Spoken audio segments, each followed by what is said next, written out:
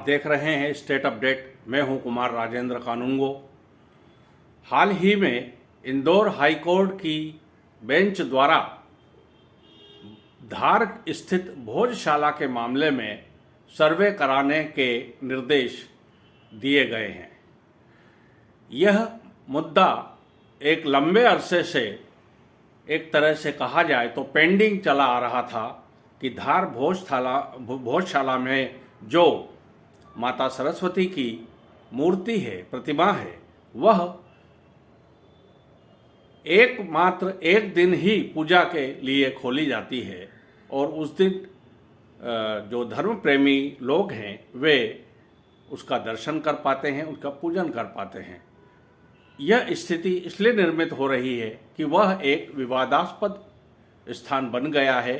कहा जा रहा है कि वहाँ मस्जिद है और धार भोजशाला में यह प्रतिमा सरस्वती की वहाँ पर स्थापित है, तो इससे यह सिद्ध हो सकता है कि वहाँ पर पहले कभी मंदिर रहा हो।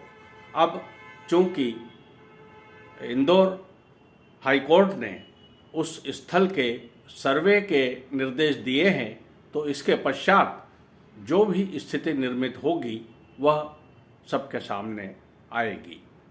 यहाँ पर यदि हम चर्चा करें दो अन्य स्थानों की, तो एक जो सबसे बड़ा स्थान था जिसे ढांचा कहा जाता था बाबरी मस्जिद का, वहाँ पर रामलला के होने के प्रमाण मिले, वहाँ पर भव्य मंदिर बना और आज वह हिंदू धर्म के लोगों की आस्थाओं का बहुत बड़ा केंद्र बन चुका है। उस रूप में पूरी तरह से विकसित हो चुका है।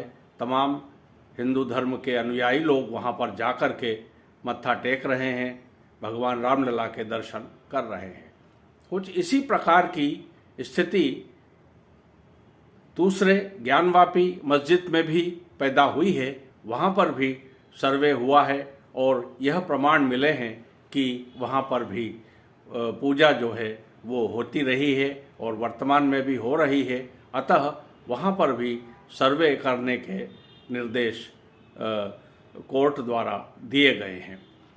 धीरे धीरे करके ऐसा प्रतीत होता है कि पूर्व में हजारों वर्ष पूर्व जो जुल्म ढाए गए थे और उसके पश्चात जो हिंदू धर्म के पूजा स्थलों को तोड़ करके वहाँ पर अन्य धर्म के जो आराधना स्थल बनाए गए, वह कहीं न कहीं अब यह प्रतीत होता है कि वो स्थिति सामने आ रही है और उस पर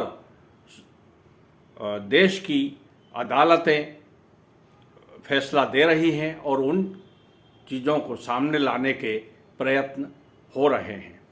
अब ऐसी स्थिति में यह देखना होगा कि कहीं समाज को विभाजित करने की स्थिति पैदा न हो जाए, समाज सुरक्षित रहे, आपसी भाईचारा वर्तमान में सब धर्मों में बना रहे, इस ओर भी सरकार को ध्यान देना पड़ेगा ताकि किसी प्रकार से अव्यवस्था न फैले और लोगों के मन में कटुता न आए। नमस्कार।